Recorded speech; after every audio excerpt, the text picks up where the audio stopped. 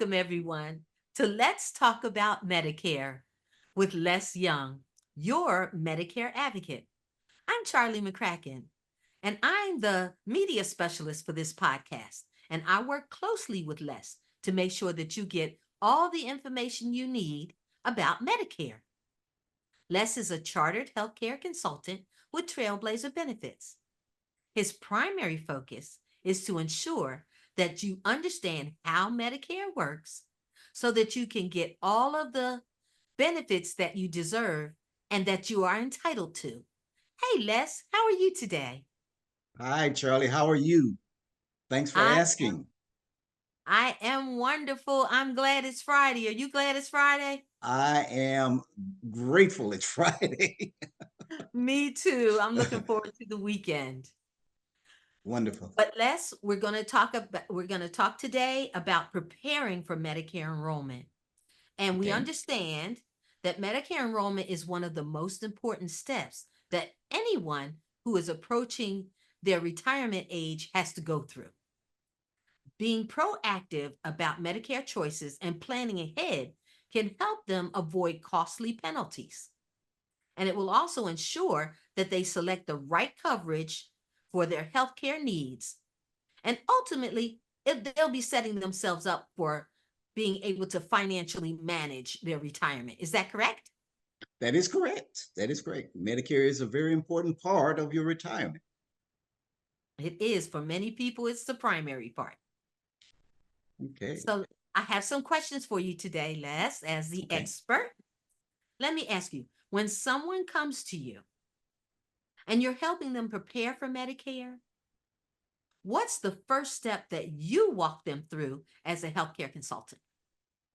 Well, one of the first things that I would like to do is ask some questions because one size doesn't fit all, as we know. One of the things is I'm going to do a needs analysis. What do you need specifically? What do you like about healthcare? What do you like about your current healthcare that you've got on your job? What do you don't like? What would you do to improve it? You know, things about the doctors, the prescriptions, the deductibles, all of those sorts of things. So we do a needs analysis and do a deep dive to find out just who you are in taking this Medicare journey. Okay. So if let me ask you, after you do that, what will be the next step for them if they are deciding that they're approaching retirement age, but they're going to keep working? How does that affect their Medicare decisions? Okay. Well, in that case, it's limited, but it is a caution. It is, a precautionary thing to take. You want to know what you are supposed to do when you turn 65, what things to remain penalty free when you're turning 65, and just what sort of plan it is that your job is offering, if it's comparable to what Medicare says that you should have in the way of the health care or the medical care, and particularly the prescription drug program that's being offered. Has to be credible, as good as, if not better. So those are some of the things that you want to think about if you're going to continue to work. Well, I know that when I had benefits at work, I didn't have a prescription drug plan. And I know that that can cause some problems. So, can you explain what would be the situation if they're going to continue working? They discover that the health care is comparable to Medicare, but they don't have a prescription drug plan. What should they do now? In that case, that's where they could be hit with a drug plan penalty because they didn't take a drug plan when they turned 65 during that IEP or initial enrollment period. And the employer didn't have what is called a credible drug plan. Therefore, they could be hit with 1% per month for every month that they were without a credible drug plan. Hmm. So it's good to talk to someone. It's also good to look at that Medicare and You book because in there it's going to highlight and outline some of the things that you must do as you are approaching, as you mentioned, retirement age, and if you're going to continue to work with, stay on your employer's plan. Right. And I agree. I think that if you're going to continue working, there's a few more caveats that you might not be aware of because you think that you're okay because you have benefits. So talk to us a little bit, remind us a little bit about what the IEP period is. I know it's 7 months, but describe the initial enrollment period for me again. Sure. The initial enrollment period is 3 months prior to your birth month. So let's say it's September.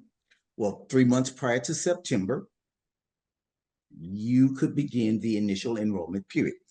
3 months after your birth month of September would be considered the conclusion of that initial enrollment period, total of 7 months.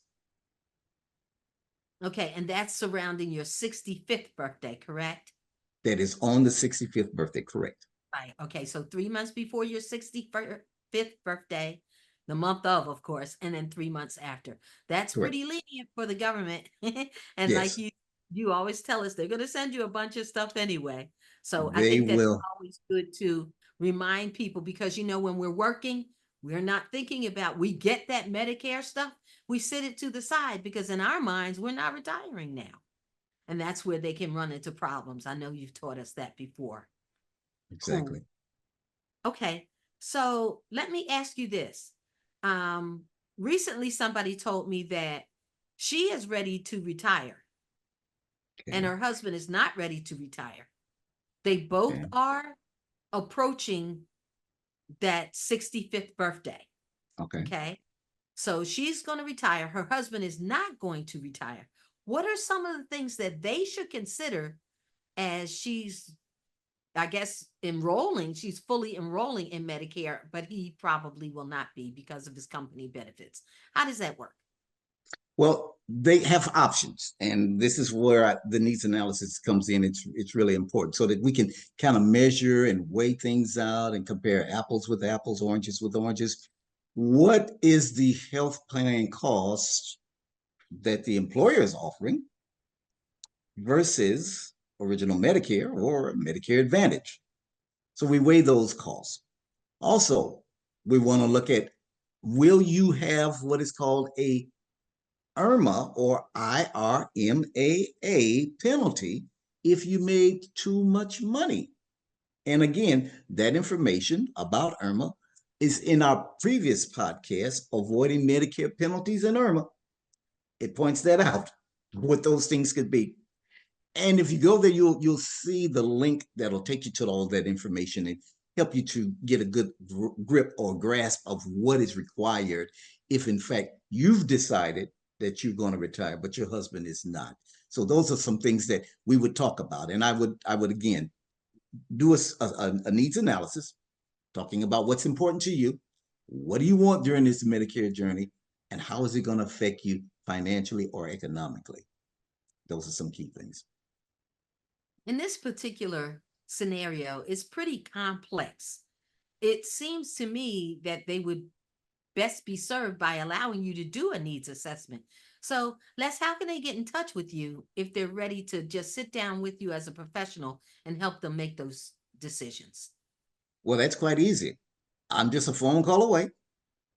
You've got questions, we've got answers. I'm at 770-255-9596, or go to my website, trailblazerbenefits.com. Again, that's www.trailblazerbenefits.com. And you'll find a lot of resources and information there. You can set up an appointment. There's an appointment page there that you can actually go to and set up a free 30-minute appointment where we could talk about some of the things that are great concern to you. Great. Yeah. And that website is growing. I see it's growing by leaps and bounds as the weeks go by. More and more valuable information is coming to that website in the way of resources. So, what I will tell you who are in the audience listening today, if you've got a question about Medicare, put it down in the comments. Visit the Trailblazers website. And if you don't see something there, reach out, fill out the contact information form. or book an appointment with Les, but let us Mhm. know what information you would like to see on the website. Yes, So yes. check it out. Let us know what you'd like to see on the website so we can go ahead and get that up there for you. Great. So let me ask you, this is a question. I was really, really fortunate in my particular Medicare situation, but I want you to tell the audience, how important is it for someone to have the freedom to choose their own healthcare providers versus taking a medical Medicare Advantage plan, which might be a little cheaper, and not having their own physicians? Well, when you talk about taking your Medicare Advantage plan that has network doctors, and let's say that doctor that you've grown so fond of is not in that network. Well, you do want the flexibility of seeing that doctor because again, it was a life-saving event for you, or you've trusted him, or he's been in the family for a long time. Any of those situations could cause someone to say, well, hey, I want to be able to see the doctor that I want. That's important. And I always suggest that what's important to you? Tell me during this needs analysis, what's important to you? Do you have to keep your doctors? Are you comfortable with network doctors? What's the most important thing to you? So again, tailoring that plan, tailoring those benefits to your needs is an important step for me that I consider when I'm doing the needs analysis. Right.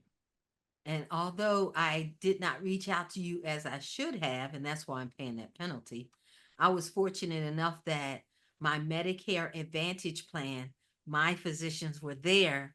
And so I got to keep my doctors, and I did not know I was taking what fit my budget best. And just hoping and praying. But I was fortunate enough to keep the doctors that I've had for 10 years now. So that makes a big difference when it comes to continuity of care. And that's Sure, important when we get older, sure is. that we can stick with the people who know our bodies the best. Yes, of Right. course, of course. Right. So okay, wonderful. Again, I hope that you will like this video and share this video because we're coming to you more and more with great videos about Medicare.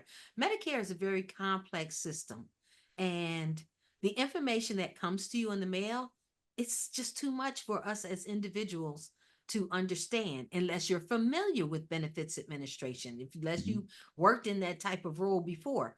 Because I found that me just being an employee, I always lied on HR. And whenever I had a question, I just called the benefits administrator. And I still do that to this day. Whenever I have a question about my plan or everything, I just call the benefits office Right. and I can get those questions answered so I can make a good, informed decision. So, like this video, share this video, check out some of the other videos that you'll see here. And if you have a question, please drop it down in the comments. We're always going to be here to help you out. And Mhm. thank you for participating in the Let's Talk About Medicare podcast with Les Young. Thanks again, Charlie, and thanks for having me on the podcast. It has been my pleasure. You bring such great wealth of information and experience. I wish I could enroll all over again. Thank you, Les. Have a great weekend. Okay, you too. Bye bye now. Bye.